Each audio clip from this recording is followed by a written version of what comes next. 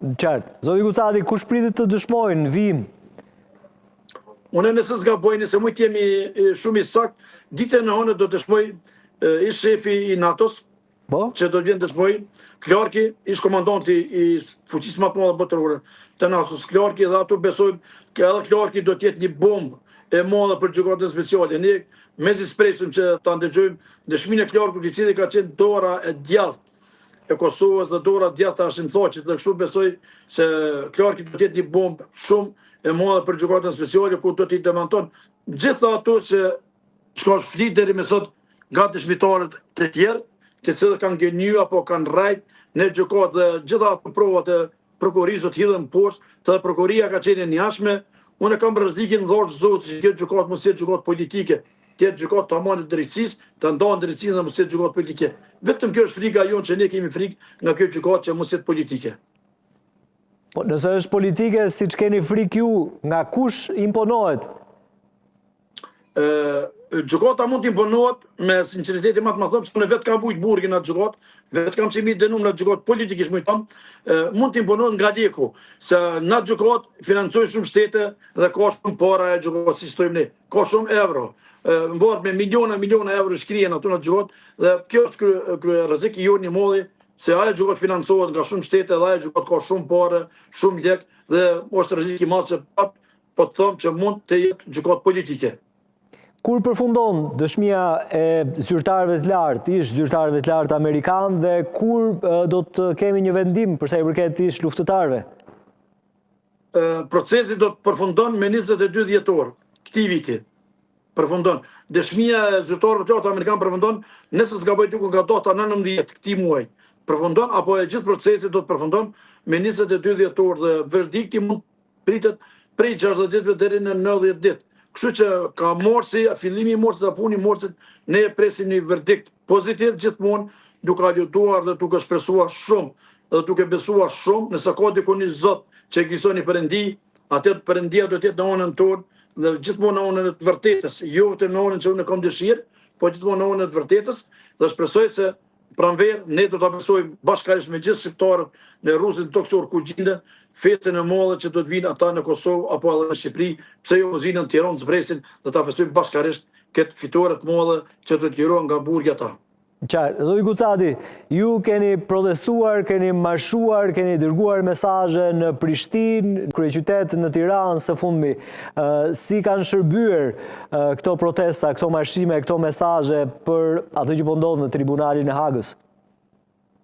Unë dua të falenderoj gjithë qytetarët kudo që janë, kudo që jetojnë, punojnë dhe veprojnë. Shqipëri, Kosovë, Maqedoni, Mallëzim, Prishtinë, Medveçë dhe në perëndim, Mërgatën, gjithë dua të falenderoj.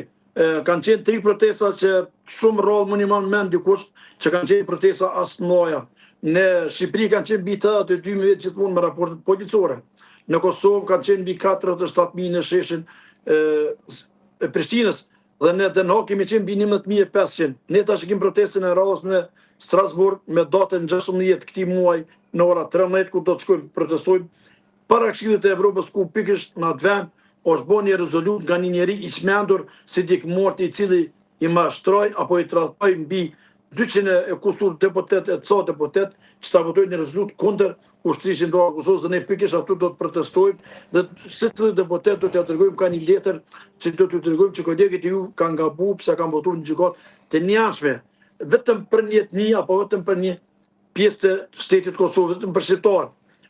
Protestat kanë pas efekt pozitiv, duke ditë se tash ndërkombëtarët e kanë bë si ushtria e Kosovës ka dinë nga populli, është të popullit dhe mbrapa ka popullin. Do thotë kjo është efekti më i madh. Efekti më i madh ka qenë në Tiranë, ku ishin mbi 80.000 vetë që thash, duke falendëruar shtetin shqiptar dhe qytetarët e Shqipërisë që na ndihmuan, na respektuan dhe na përkrahen shumë në atë protestë, dhe tash unë mendoj se edhe qytetarët e Shqipërisë janë ngjarë se çka po ndodh në Den Haag, një drejtësi shumë e poshtër, një drejtësi shumë e anshme dhe një drejtësi e cila mundohet ta barazon luftën e ushtrisë ndar Kosovës me kriminalet apo me forcat paramilitare qetnike serbe. Kështu që shpresoj se këto protesta janë të mira, janë gjithmonë protesta paqësore, pa ofendime, pa fyrje, po ne kërkojmë drejtësi, kërkojmë që Elmosh po jetë duke kërkuar një drejtësi të mirëfillt, që drejtësia del në shesh një herë për gjithmonë, që mos një lloset ushtria shqiptare e Kosovës dhe mos një lloset kombi shqiptar. Qartë, zoti Gucati, një pyetje të fundit. Fatkeqësisht procesi po zhvillohet në Hagë, është përdorur edhe për politik brenda territorit të Kosovës. Së fundmi ishte gati surprizë, kryeministri në detyrë Albin Kurti ka reaguar për i shkrerët e UÇK-s duke shprehur hapur mbështetjen.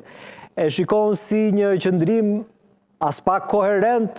Nëse është kështu, çfarë ndryshoi në sjelljen e Kurtit me këtë qëndrim ndaj shkrerëve të UÇK-s? Faleminderit për këtë pyetje, po them sinqerisht, unë falenderoj ne, këtë pyetje është mbi drejtorit Albin Kurtit, po edhe mund të përgjigj pa hezitim.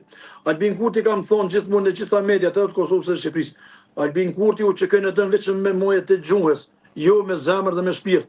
Albin Kurti këto e përdor vetëm sa për një grush vota me morë në opinion, edhe nga veteranët mi morë disa vota për mi morë të para foshate, edhe këto ka për foshat, që ne presim në muajin e 12, në muajin dhjetor, të kemë zgjedhjet nacionale në Kosovë, zgjedhjet e përgjithshme, ashtu që Albin Kurti këto e përdor për foshat. Jo që e don Hashim, jo që e don Basin Jakub, asnjë nga ta. Albin Kurti nuk e don ushtrinë shqiptare të Kosovës. Me këtë çfarë e them, është i vetmi kryeminist ku ka pas luftra.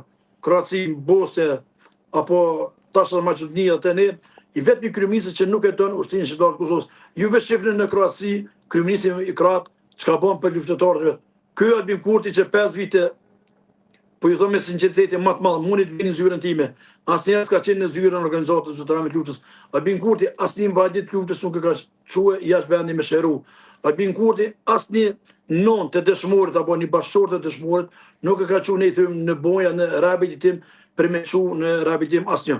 Asnjë luftë që ka komën e kutër apo ka synin apo dorën e kutër nuk i ka çuar mi shëruar vendi apo mi ngjit protesta. Kështu që po i them ne juve Albin Kurti vetëm në muaj gjuhë ka që gën jo me zemër dhe me shpirt se ka vujt vet. Ky nuk e ka vujt vujtet tona dhe plak tona unë jam i bën operacion mbi 30 herë vetë jam i mbajtit lufte me dëshira ime më madhe pse kam pas mundsinë deri dhe gjak për këtë vend, duke i falendëruar dëshmorët e kombit, shokët e mi që kanë ardhur dëshmor. Kështu që Albin Kurti nuk e ka vizuar si familja dëshmorit. Mu më keq për atë njeri, ky njeri nuk e meriton të jetë kryeminist fare, hiç fare nuk e meriton. Zoti Gucati, faleminderit shumë për këtë bashkëbisedim, edhe urojmë gjithë që ish krerët e UÇK-s të dalin faqebardh nga Haga dhe të kthehen familjet e tyre sa më shpejt. Faleminderit juve me respektin më të madh, nëse mi fal një 30 sekonda nëse ka mundësi, gjithmonë si shpjegoj në emision 30 sekonda kisha pasur dëshirë ta bëj një thirrje publike, i ftoj gjithë shqiptarët kudo që janë me 16 nëntor në Francë, në Strasburg, vinë në bashkangjitën e protest në ora 13. I ftoj gjithë mërgatën shqiptare, pa dallim Shqipëri, Kosovë, Malzi dhe Preshevë, Medvegjë dhe Maqedoni, në bashkangjitën në protestën paqësore, thirrje për lirimin e luftëtarëve të dhe për krerët e shtetit dhe krerët e ushtrisë shqiptare të Kosovës. Faleminderit shumë për televizion t'ju, faleminderit për gjitha media shqiptare që jeni kaq interesuar dhe na përcjellni hap pas hapi. Me respektin më të madh për juve. Përshëndes, zoti Gucati, të urojmë mbrëmje qetë.